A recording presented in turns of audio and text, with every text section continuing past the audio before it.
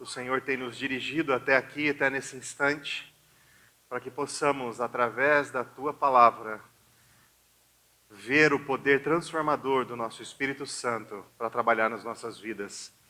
Então eu peço que você abra suas Bíblias, a sua Bíblia, no livro de Oséias. Nós vamos dar continuidade, fizemos uma longa introdução no último dia 8 de março, quase um mês se passou. Aliás, mais de um mês se passou, a gente não podia retornar ainda. E essa é o início do livro. Fizemos a introdução e agora nós vamos iniciar a exposição deste livro. Abra sua Bíblia comigo. Oséias, no capítulo 1. Nós vamos ler todo o capítulo 1 e o verso 2, capítulo 1. Verso 1. Amém? Todos acharam? Então vamos lá. Palavra do Senhor que foi dirigida a Oséias, filho de Beeri, nos dias de Uzias, Jotão, Acás e Ezequias, reis de Judá, e nos dias de Jeroboão, filho de Joás, rei de Israel. Quando pela primeira vez o Senhor falou por meio de Oséias, o Senhor lhe disse: vá e case com uma prostituta, e tenha com ela filhos de uma prostituta, porque a terra se prostituiu desviando-se do Senhor. Então Oséias foi e casou com Gomer, filha de Diblaim, que ficou grávida e lhe deu um filho. E o Senhor disse a Oséias: ponha nele o nome de Jezreel, porque daqui a pouco castigarei a casa de Jeú por causa do sangue derramado em Jezreel. Vou acabar com o reino da casa de Israel. Naquele dia quebrarei o arco de Israel no vale de Jezreel. Gomer ficou grávida outra vez e deu à luz uma filha. Então o Senhor disse a Oséias: ponha nela o nome de Lo-ruamá, porque não voltarei a ter compaixão da casa de Israel para lhe perdoar. Porém da casa de Judá eu terei compaixão e o salvarei pelo Senhor, seu Deus. Porque não o salvarei pelo arco, nem pela espada, nem pela guerra, nem pelos cavalos, nem pelos cavaleiros. Depois de ter desmamado Lo-ruamá, Gomer ficou grávida mais uma vez e deu à luz um filho. E o Senhor disse: ponha nele o nome de Lo-ami, porque vocês não são o meu povo, nem eu serei o seu Deus. Todavia o número dos filhos de Israel será como a areia do mar, que não se pode medir nem contar. E acontecerá que no lugar em que lhes foi dito: vocês não são o meu povo, ali mesmo se dirá a eles: vocês são filhos do Deus vivo. Os filhos de Judá e os filhos de Israel serão reunidos e constituirão sobre si uma só cabeça. Eles se levantarão da terra, porque grande será o dia de Jezreel. Chamem, capítulo 2, verso 1. Chamem seus irmãos de Ami e suas irmãs de Ruamá. Vamos orar. Ó Deus, estamos diante da Tua palavra. Vemos que o Senhor é um Deus poderoso. É um Deus potente. É um Deus que trabalha nas vidas e trabalhou na vida do seu povo. E que nesse instante, ó Pai, a Tua palavra seja expressa, para que Teu Espírito trabalhe em nossas vidas, na vida dos meus irmãos aqui esta noite. Louva ao Senhor, e em Cristo pedimos. Amém, ó Deus. Meus irmãos, um resumo. O livro de Oséias revela um amor fiel de Deus confrontando a infidelidade de Israel. Lembrando que Israel, quando dizemos Israel aqui, é a tribo do norte, é todo o norte de Israel. E a tribo de Judá, ou a parte sul, mostra onde estão as outras duas tribos. E aqui especificamente Israel é essa parte norte que nós estamos falando. Oséias veio para esse povo nesse instante, trazer voz de Deus para eles. E mesmo diante da rebeldia, da idolatria, da injustiça do povo, Deus não os abandona, mas insiste em restaurar o seu povo. A mensagem que a gente ilustra pela própria vida do profeta, olha que Deus fez com ele. Ele faz com que Oséias se case com uma prostituta e tenha filhos com ela. Seu casamento com Gomer, uma esposa infiel, simboliza a relação entre Deus e Israel. Assim, Oséias não apenas anuncia, mas ele vive esse drama de amor traído e esse amor restaurador. Nesse contexto histórico, inclui essa prosperidade econômica que eles estavam passando, seguida de corrupção moral, instabilidade política e, por fim, a destruição pelo Império Assírio. Israel confiou em riquezas, confiou em alianças políticas, confiou nos seus ídolos. Abandonaram a Deus. E diante disso, Oséias proclama juízo inevitável. Mas também ele fala de esperança. A gente pode ver aí a partir do verso 10. E apesar do pecado, Deus promete curar, perdoar e restaurar o seu povo. Então, se há uma chave para esse livro aqui, para esse texto, Deus julga o pecado, mas seu amor persevera, chamando sempre ao arrependimento e oferecendo restauração. E quando a gente olha então para esses primeiros versos, a gente consegue compreender essa tragédia e restauração como tema da mensagem dessa noite. Esse profeta que anuncia o juízo de Deus, ele abre as portas da esperança. Não foi um teólogo de gabinete, alienado da realidade sombria do seu povo. Ele sabia o que o seu povo estava fazendo. Ele pregou aos ouvidos. Ele foi diante daquele povo. O povo o viu passando por tudo que precisava passar. Ele não apenas falou da tragédia que estava desabando sobre o reino do norte, mas também experimentou essa tragédia na sua própria vida. E as pessoas viram esse exemplo. Ele não apenas falou ao povo rebelde acerca do amor de Deus, mas ele demonstrou esse amor. Um teólogo chamado Dionísio Pape diz assim: o profeta do Senhor é sempre a sua mensagem, proclama a mensagem verbalmente, mas também vive na carne aquilo que ele estava passando. O profeta e seus filhos eram literalmente a mensagem de Deus àquele povo superficial, que tratava a palavra de Deus levianamente, superficialmente, não confiavam em Deus. Nenhum, com exceção de Isaías, entendeu tão claramente o amor e a graça de Deus como Oséias, que era o mensageiro de Deus.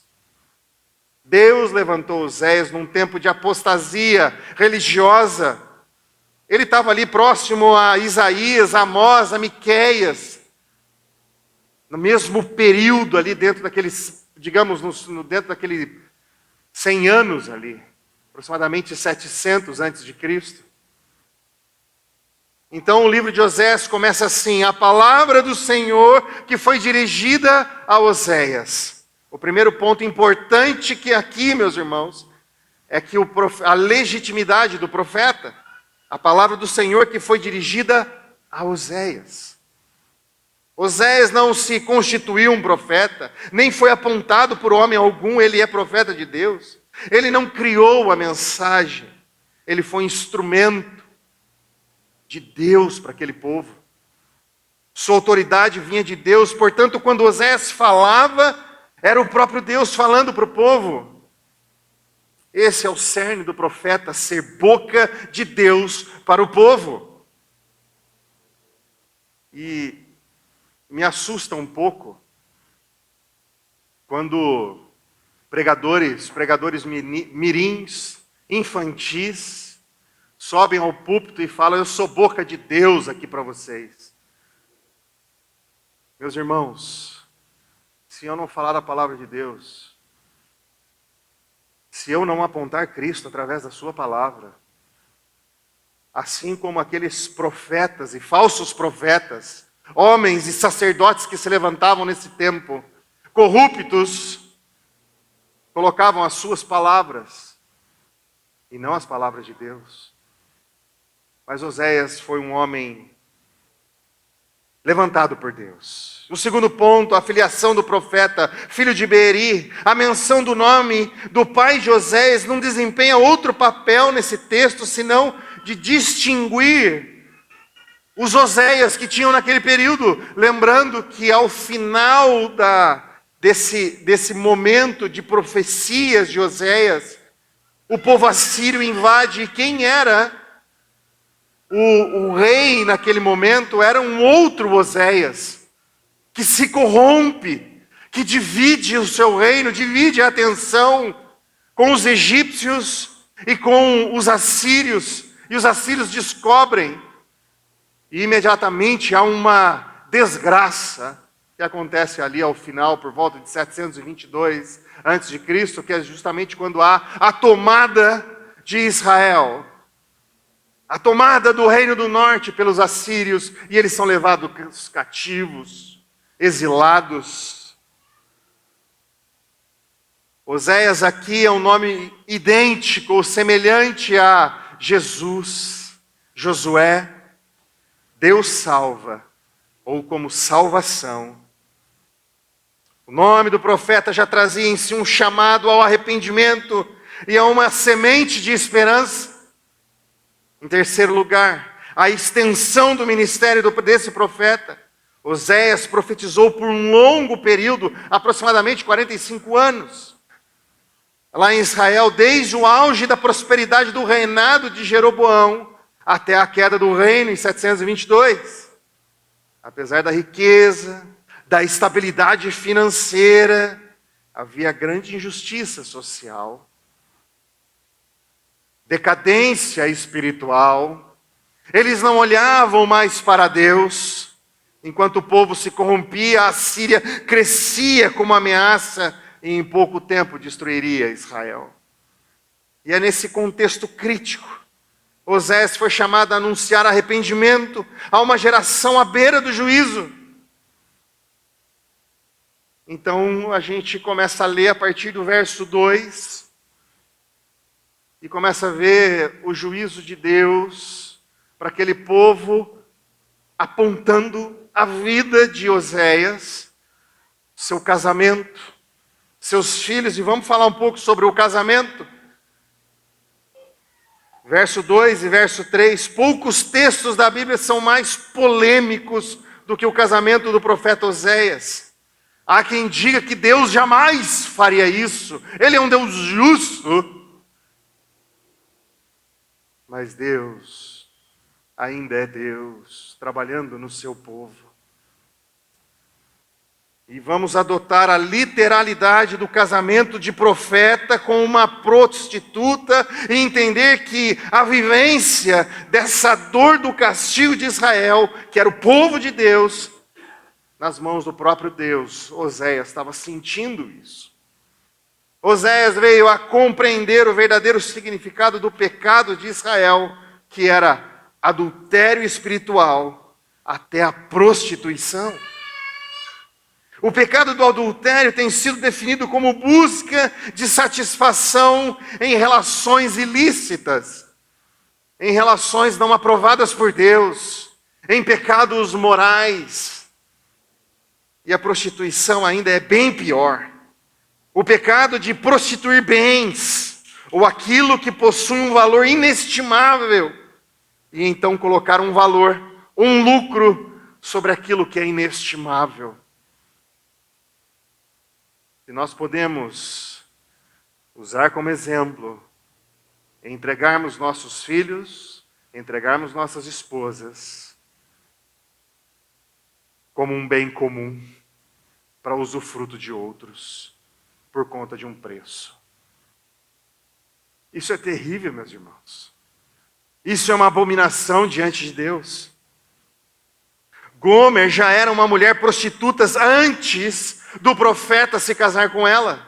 Embora isso seja doloroso, nos traga algumas dificuldades e nos cause, com certeza, constrangimento.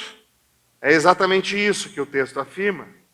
Oséias amava Gomer, não com base nas suas virtudes, mas apesar dos seus pecados, porque foi ordem de Deus e ele amava a Deus. E é importante ressaltar que Oséias está representando o amor incompreensível de Deus a um povo infiel. Um amor que, se nós olharmos para as nossas vidas e os nossos pensamentos, nós vamos perceber e entender o que Oséias estava passando aqui.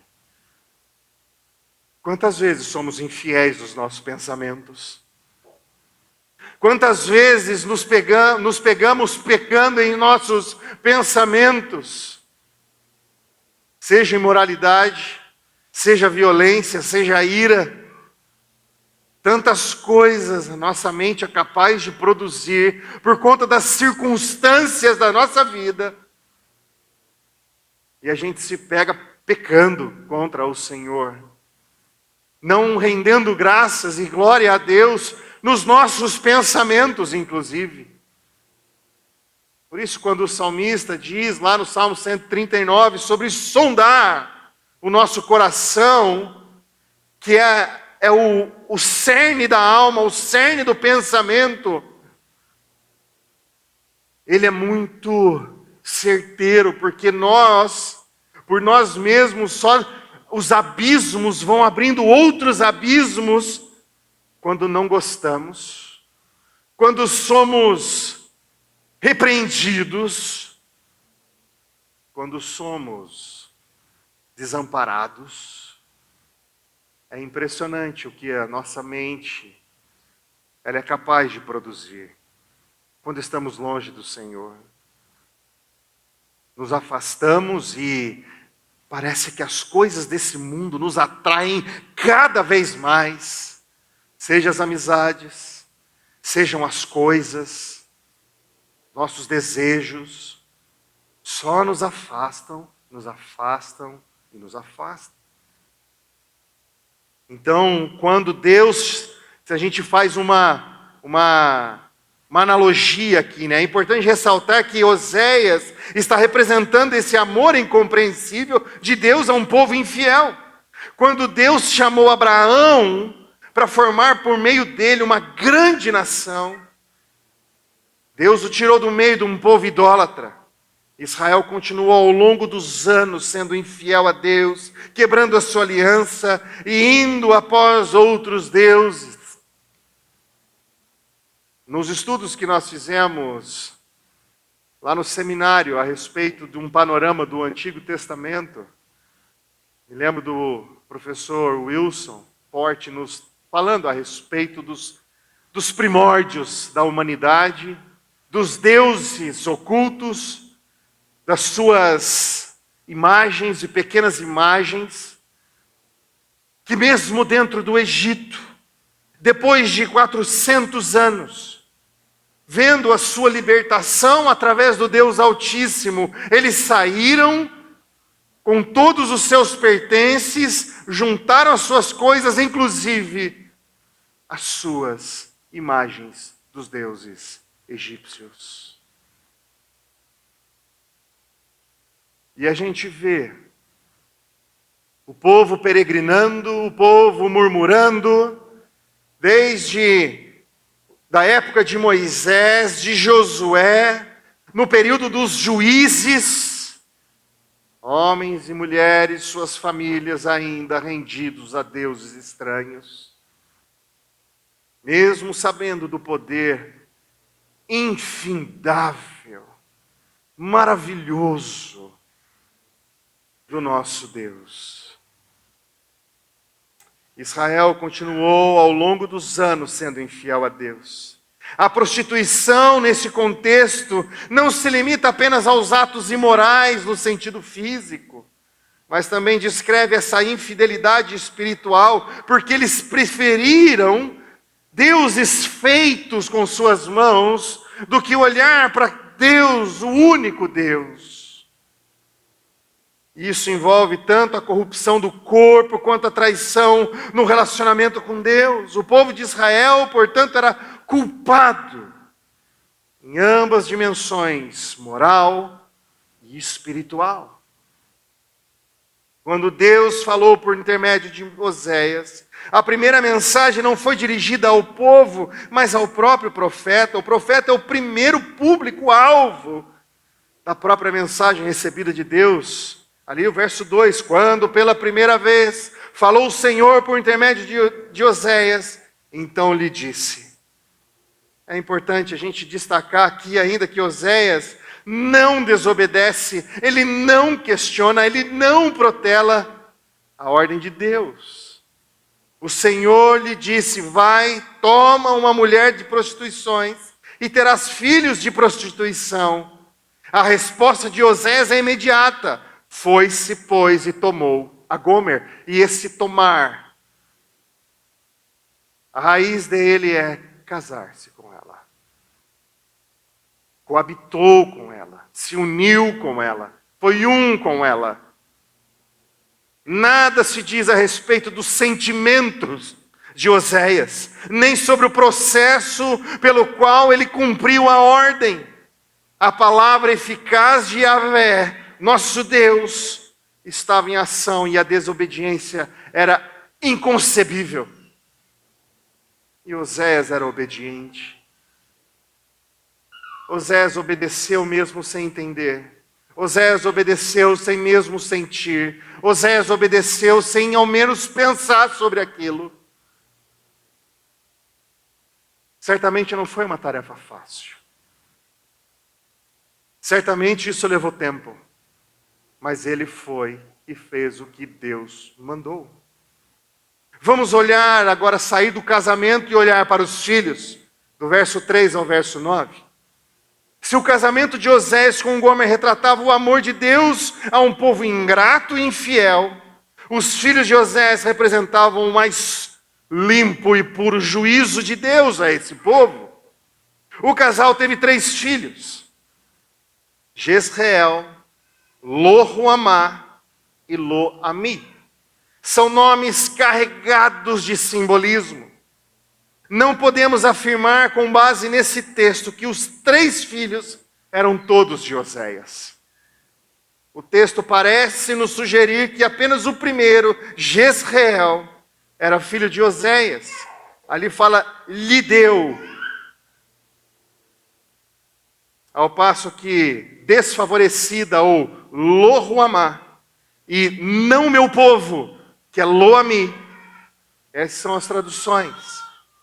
Eram filhos de prostituição. Esses nomes constituem a personificação da palavra de Deus a Israel e a nós. Cada um deles é um símbolo vivo, é um presságio daquilo que aconteceria com o povo. Desobediente, infiel, longe de Deus. Os 3 presságios constituem um crescendo. Ele vai aumentando o seu poder de colocar seu povo para longe, afastar o seu povo e punir o seu povo. Não se vê nenhuma brecha. Imagina um dia completamente nublado, não há brecha para o sol, está tudo fechado, as trevas vão ficando mais densas, cada nova criança que nasce. É interessante a maneira que Oséias vai documentando isso e traz essa mensagem para nós. Quais são os presságios anunciados por intermédio dos filhos do profeta?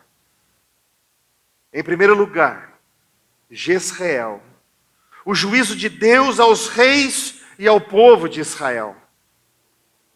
O nome do primogênito de Oséias era assustador. Jezreel significa Yahvé semeia. Mas espera aí.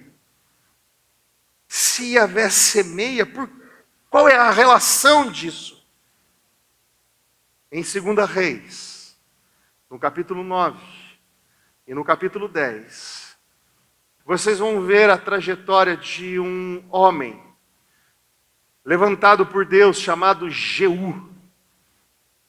Quem aqui se lembra de Acabe e Jezabel? Acabe foi negado, rejeitado pelo Senhor. O rei Acabe foi rejeitado. E Jeú, vocês vão ver a partir do verso 10 do capítulo 9, que Eliseu dá ordem a um dos seus menores, dos sacerdotes, para correr na casa de Jeú e ungí-lo com óleo, e ele seria o novo rei. E a palavra de Deus vem a este menino, a Eliseu, que passa para este menino, esse sacerdote, que faz esse momento de ungir a Jeú, e Jeú vai ser o algoz de toda a família de Acabe. Eu instigo você, meus irmãos, leiam esses 2 capítulos, não são pequenos, mas tem uma história profunda e de uma verdade, de um poder sanguinário nas mãos de Jeú. E Jezreel, então, era exatamente o nome do campo de batalha aonde aconteceu essa carnificina de Jeú contra toda a família de Acabe. Morreram muitas pessoas. 70 cabeças rolaram. Foi uma carnificina, foi uma chacina. Jezreel foi um campo de sangue, um lugar de chacina onde Jeú executou o juízo de Deus sobre os membros da casa de Acabe. Um profeta colocar em seu filho um nome desses seria o mesmo que um político chamar o seu filho de Canudos, Farrapos, Hiroshima. Um lugar de profunda quantidade de mortes. E ele colocou no nome desse seu primeiro filho um lugar onde havia tido uma chacina terrível, um holocausto. O problema de Jeú é que ele foi além dos que Deus mandou ele fazer. Ele errou quanto à forma, quanto à motivação, quanto à essência. Por ter cumprido o propósito de Deus de vingar-se da casa de Acabe, Deus lhe prometeu 4 gerações no trono. Mas agora chegou a hora de Deus castigar a casa de Jeú pelo sangue de Jezreel que ele derramou. O profeta Eliseu tinha orientado a revolta de Jeú contra Acabe, sim. Por causa do sangue derramado, por conta de Jezabel e toda a sua maldade contra o povo de Deus. Lá no campo de Nabote, por causa do sangue derramado. Mas isso não significou que ele apoiou a brutalidade de Jeú no derramamento de sangue inocente. O profeta Oséias condena severamente o sanguinário Jeú e declara que o Senhor quebrará o arco de Israel no vale de Jezreel, no mesmo lugar onde Jeú foi além da sua incumbência. Ele derramou muito sangue inocente, meus irmãos. Foi além da conta. E Deus não admite isso. Então, Deus colocaria um fim, não apenas na dinastia de Jeú, mas também no reino do norte. A casa de Jeú caiu com a morte do rei Zacarias, a gente vê isso lá em 2 Reis 15. E depois de 30 anos de golpes e contragolpes, o reino foi despedaçado pela Assíria para nunca mais se recuperar. Deus quebrou o arco de Israel e o entregou nas mãos da Assíria no vale de Jezreel. E aqui a gente lembra esse simbolismo do arco, como do arco e flecha, que ele se estende, mas ele volta e é poderoso, é usado nas guerras naquele período. É a ferramenta perfeita.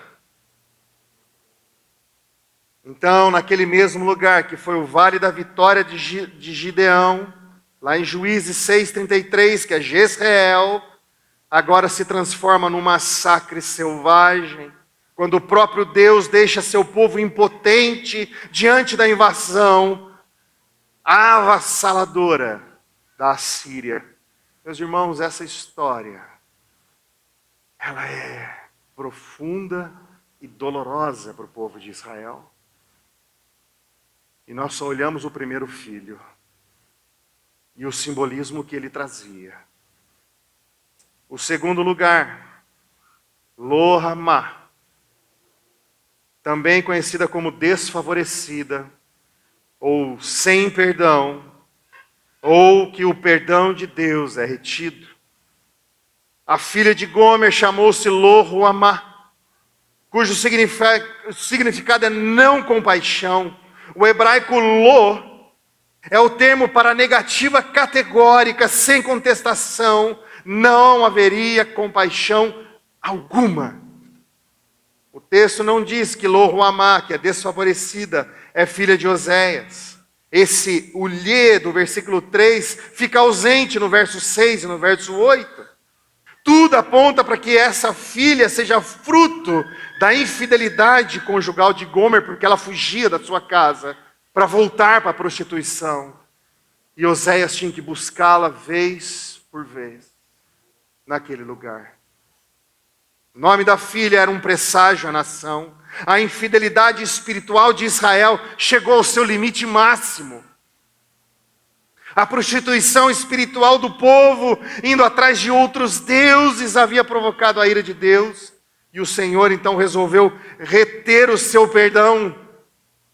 A profecia de Oséias foi cumprida na destruição de Israel, lá em 2 Reis 17, por Sargão II.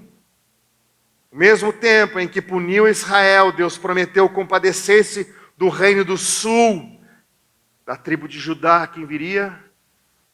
Jesus. Judá teve o seu castigo, foi para a Babilônia, foi exilado 70 anos. Mas ainda um povo remanescente voltou. E o herdeiro chegou, o nosso Senhor. Deus prometeu compadecer-se do reino do sul, salvá-lo por intermédio do seu braço forte.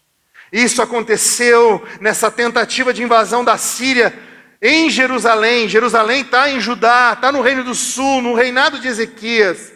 Deus dispersou o inimigo e livrou o seu povo, ou seja, a Síria não tomou o reino do sul. Mas o reino do norte não teve o mesmo destino.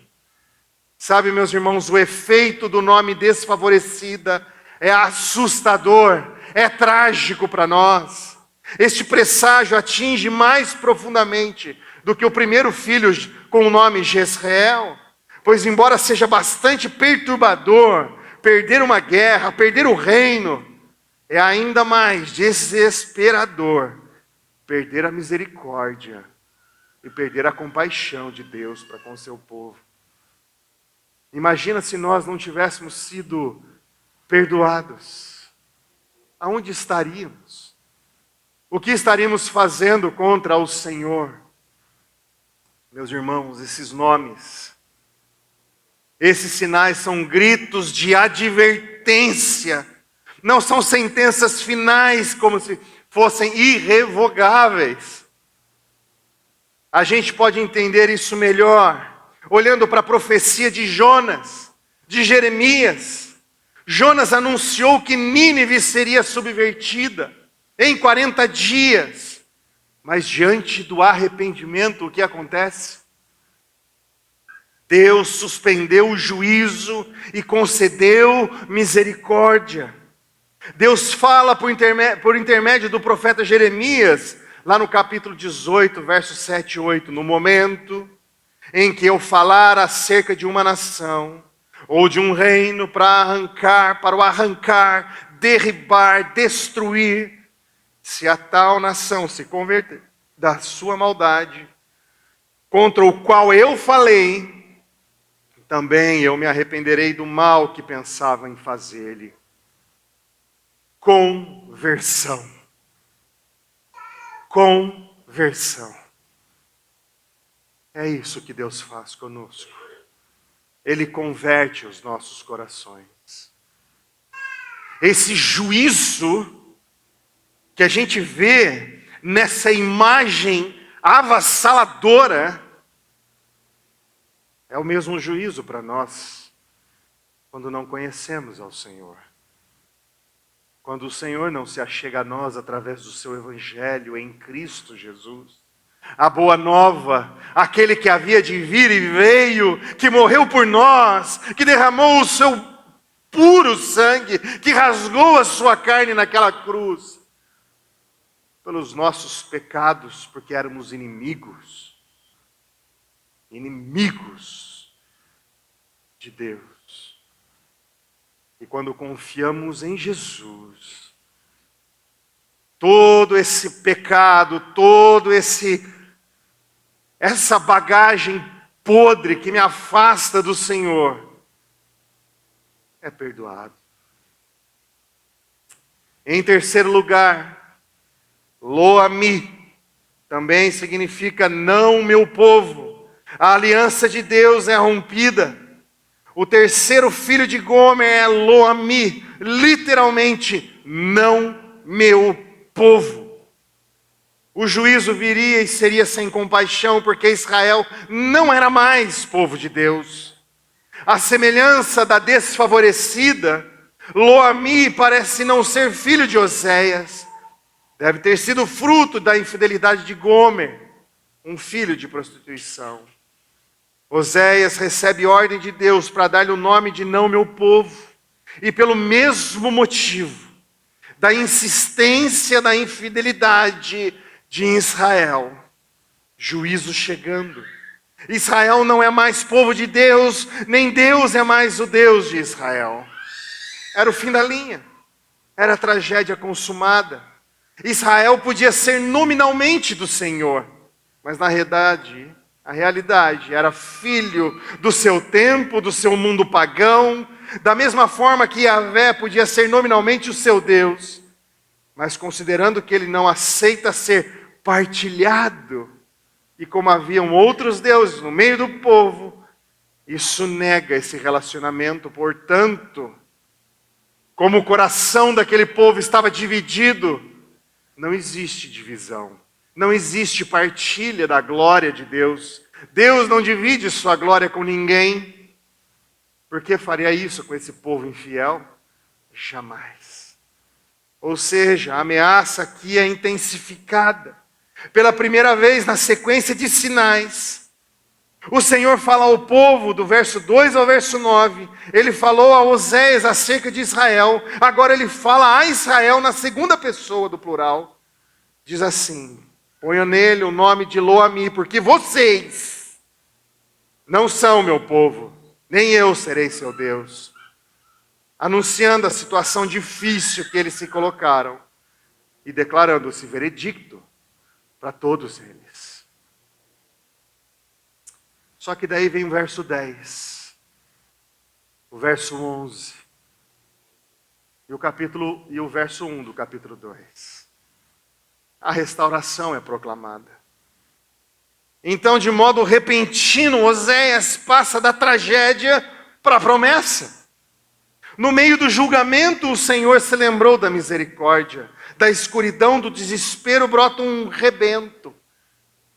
Meus irmãos, tempos atrás, alguns anos, bons anos atrás, no fundo da minha casa, aqui em Montemor, nós temos ainda uma mangueira, que chegou um cidadão dizendo, um homem da agricultura, um homem que manja desse negócio de podar e terra e tal. Ele falou assim: eu posso dar uma podadinha para você, tirar uns galinhos. Quando nós chegamos, depois do trabalho dele, só tinha o toco. Só tinha o toco da mangueira. A gente olhou aquilo. Senhor, é só pela graça. Ele acabou com a nossa mangueira, com a moreira, com a acerola. Ficou o toco de tudo. Mas depois de algum tempo, no meio daquele toco grande, largo, surge uma pequena folhinha. Esse é o rebento. Essa é a esperança. Esse é o momento em que a gente olha e fala assim, meu Deus, no meio da mais profunda seca, do negócio que é um nada, surge um rebento, uma folhinha, uma esperança. E é exatamente isso que a gente vê aqui, no meio dessa tragédia que o Senhor está colocando diante do povo e para Oséias, através dos seus filhos e do significado dos seus filhos. É um rebento pequeno, uma luz, uma esperança. Na ira, Deus se lembra da sua misericórdia e faz promessas de restauração ao seu povo. Esses três olhares, esses três filhos desastrosos são totalmente alterados. O nome de cada filho é transformado, passando de sinal de juízo para sinal de graça. Oséias reúne palavras de muito conforto aos seus presságios, de desespero. Nos versículos 10 até 2:1, o profeta promete 5 grandes bênçãos a Israel: crescimento nacional, conversão nacional, reunião nacional, direção nacional e uma restauração de toda a nação. É interessante nós olharmos esses pontos e vermos que não há dissolução total desse pacto. Assim como Oséias foi buscar sua esposa e a trouxe de volta, assim Yahvé cortejará, chamará, insistirá e trará de volta o seu povo aos laços de pacto da vida e do amor de Deus pelo seu povo. Deus nos dá esperança, meus irmãos. Deus deu esperança a esse povo. Então, em primeiro lugar, aqui a restauração é iniciativa de Deus e não do povo. Ele diz ali no verso 10, todavia, o número de filhos de Israel será como a areia do mar. É Deus quem toma a iniciativa de restaurar o seu povo. É Deus quem muda a sua sorte. Tudo provém de Deus. É Ele quem dá o arrependimento para a vida e quem predispõe seu próprio povo a voltar ao seu primeiro amor. Irmãos, é Deus Pai quem ama sua esposa e quem se ligou a ela. No segundo lugar, a restauração é maior do que a queda. O número dos filhos de Israel será como a areia do mar, que não se pode medir nem contar. Em vez de Deus destruir o seu povo, Ele vai multiplicá-lo. Ao invés de varrê-lo do mapa, vai espalhar além dos horizontes. Em vez de limitá-lo, vai expandi-lo. Se a gente olhar nesse verso que diz areia do mar, que não se pode medir nem contar, certamente a gente vai lembrar de Abraão. A antiga promessa ainda continua em pé, e que Deus permanece fiel à sua promessa. Deus vai formar um novo Israel, procedente não apenas daqueles que têm o sangue de Abraão nas veias, mas a fé de Abraão no coração. Os circuncisos e incircuncisos, que Paulo vai falar. Deus vai chamar de entre as nações um povo escolhido, um povo peculiar. Nós estamos congregando, não porque somos judeus, mas porque o Evangelho chegou até nós. Nós nos reunimos porque amamos ao nosso Senhor. Nós vemos esse Deus poderoso, imutável, que vai vingar, vai tirar da frente aqueles que não são seus, aqueles que não se arrependerem. E em terceiro lugar, a restauração implica a reunião dos que foram separados, aí no verso 11. Os filhos de Judá e os filhos de Israel se congregarão e constituirão sobre si uma só cabeça. E quem é o cabeça, meus irmãos? É Jesus. Olha lá na frente. Lá na frente. E subirão da terra, porque grande será o dia de Jezreel. A divisão do reino nunca foi propósito de Deus. O rompimento com a dinastia de Davi estava na contramão da vontade de Deus.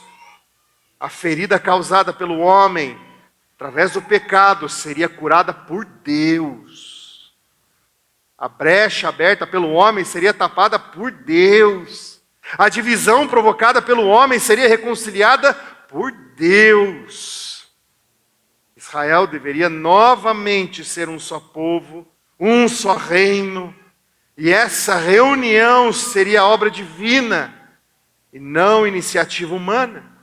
Depois do cativeiro assírio, do cativeiro babilônico, não se fala mais em dois reinos, é um povo.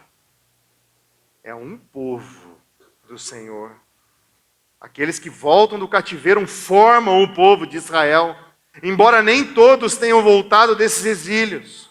E assim essa profecia tem pleno cumprimento no futuro. Em Romanos 11, 25 e 26, abram comigo, Romanos 11, verso 25 e verso 26. Porque não quero, irmãos, que vocês ignorem este mistério, para que não fiquem pensando que são sábios. Veio um endurecimento em parte a Israel, até que tenha entrado a plenitude dos gentios. E assim todo Israel será salvo, como está escrito: o libertador virá de Sião e afastará de Jacó as impiedades. Embora Deus tenha um plano para a restauração espiritual do Israel étnico, duas vezes o Novo Testamento toma essa profecia e confronta com uma multidão ainda maior, inclusive agora samaritanos, gentios, a quem Deus estava dizendo com motivos ainda melhores: chamarei povo meu ao que não era meu povo, e amada aquela que não era amada. Meus irmãos, Deus é infalível e o seu plano jamais vai ter uma derrocada, uma derrota. A profecia de fato, depois de referir a era pós-exílica, chega para nós, os crentes de Israel de Deus, sendo judeus ou gentios. Assim o Novo Testamento esclarece que a sua consumação foi a alegria que levou Jesus à cruz, para morrer não somente pela nação, mas também para reunir em um só corpo os filhos de Deus, que andam dispersos. Meus irmãos, em João 11, 51 e 52 vai dizer assim: ora, Caifás não disse isso por conta própria, mas sendo sumo sacerdote naquele ano, profetizou que Jesus estava para morrer pela nação. E não somente pela nação, mas também para reunir em um só corpo os filhos de Deus que andam dispersos. Em Jesus nos tornamos um só povo. Seja judeus, seja todos os povos da terra que creem em Cristo Jesus.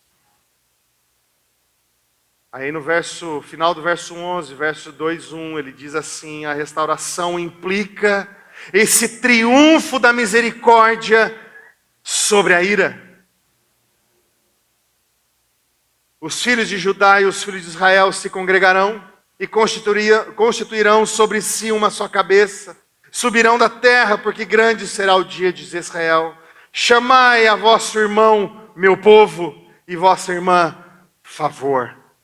Ruamá e Ami, e não mais Lo Ruamá e Lo Ami. Que promessa maravilhosa. Jezreel não será mais lugar de massacre e juízo, mas de reunião e restauração. A desfavorecida será chamada de favor. Não meu povo será chamado de meu povo. Deus reverte toda a situação, cancela o juízo e concede misericórdia, suspende o castigo e derrama graça. A restauração prometida em 4 etapas. A primeira etapa é a volta do exílio. A volta foi vista como reunificação e restauração dos 2 reinos. A segunda etapa acontece no nascimento de Jesus como o Messias, como cumprimento das promessas feitas a Abraão, a Davi e ao povo por intermédio dos profetas. A terceira etapa é a formação da igreja. E a última etapa é a volta de Jesus Cristo, quando se dará a plena manifestação desse amor soberano de Deus e do julgamento perfeito de Deus. Homens e mulheres, crianças, adolescentes que crerem em Cristo no juízo, não serão punidos, serão agraciados. E para fecharmos, algumas aplicações. Quando lemos a promessa de Deus em Oséias sobre sermos chamados filhos do Deus vivo, precisamos tomar cuidado para não limitar o que Deus está fazendo. As promessas do Antigo Testamento não são estáticas e nem superficiais. Elas se desenvolvem ao longo da história como uma flor que vai desabrochando até atingir a sua plena beleza. Tentar encaixar apenas em um cumprimento imediato, um local, certamente vai empobrecer tudo aquilo que Deus está planejando. Olha o tempo que levou, desde essa promessa, 700 e tantos anos antes de Cristo, até a chegada de Cristo. Gente, são 700 anos. Nosso país não tem 700 anos.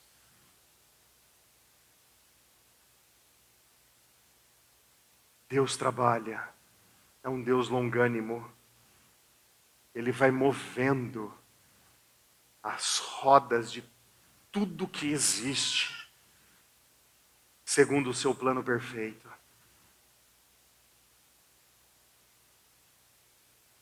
Diante disso, há um chamado muito claro para nós, especialmente nos tempos difíceis.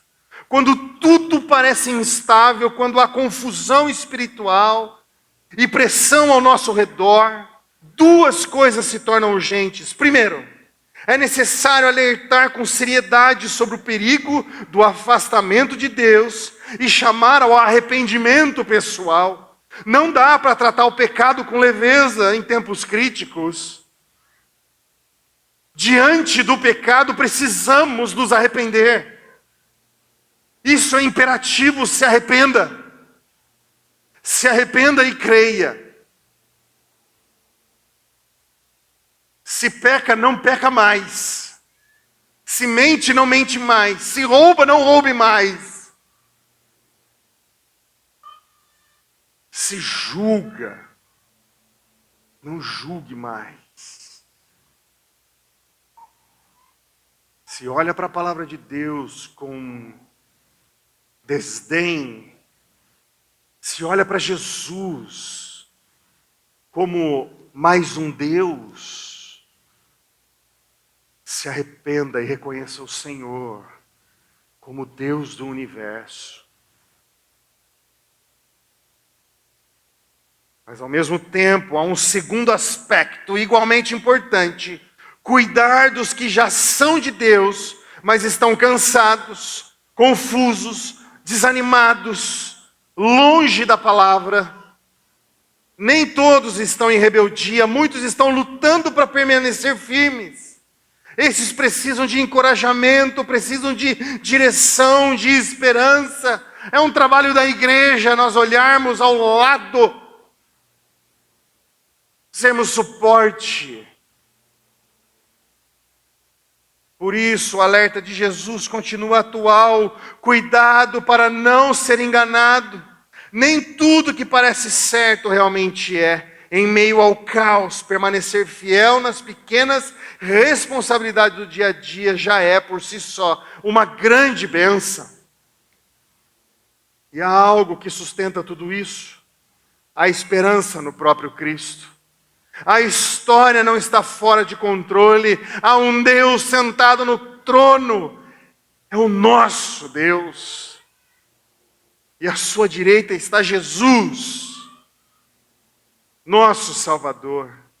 Há um fim glorioso preparado, Cristo vai voltar.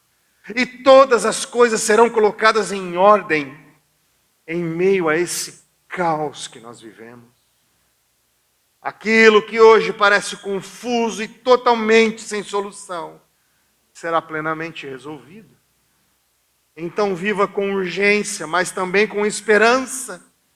Arrependa-se com sinceridade, permaneça com fidelidade no Senhor e caminhe com a confiança do Senhor. Porque você não pertence a um Deus qualquer, mas ao Deus vivo, que te chamou para ser seu filho adotivo. Somente a Deus toda a glória. Vamos orar, meus irmãos. Graças te damos, meu Senhor, pela sua mensagem, pelo teu imenso amor, pela tua graça. É a tua misericórdia agindo todos os dias sobre as nossas vidas. Não somos merecedores, estamos longe disso, mas a tua palavra chegou até nós. O Verbo eterno se fez carne e habitou entre nós, viveu entre nós, trouxe esperança, trouxe vida, e era o teu Filho Jesus. Morreu na cruz pelos nossos pecados, pecados que eu jamais poderia pagar, e nem pela minha morte em uma cruz eu pagaria pelo meu pecado. Mas o Senhor, através de Cristo, aquele que não cometeu pecado, foi imputado o pecado de todo o seu povo. Pai eterno, somos gratos pela tua misericórdia, somos gratos pelo teu perdão, porque senão não conheceríamos quem é Cristo. Somos gratos pelo teu imenso amor em Cristo Jesus. E o amor se fez carne. Pai eterno, nós te louvamos. Em meio ao caos, em meio ao juízo do Senhor, há um rebento de graça, de misericórdia e de vida que o Senhor nos promete, somente em Cristo Jesus. Nós louvamos o teu nome, nós engrandecemos ao Senhor, cultuamos a ti e entregamos nossas vidas a ti. Que o teu Espírito trabalhe em favor de nós, em nossos corações, e que o teu grande amor, que a graça do nosso Senhor Jesus Cristo e esse consolo maravilhoso do Espírito Santo esteja conosco e com teus filhos, com a tua igreja, com todos nós, para hoje e para todo sempre. Em Cristo pedimos. Amém, meu Deus. Deus os abençoe, meus irmãos.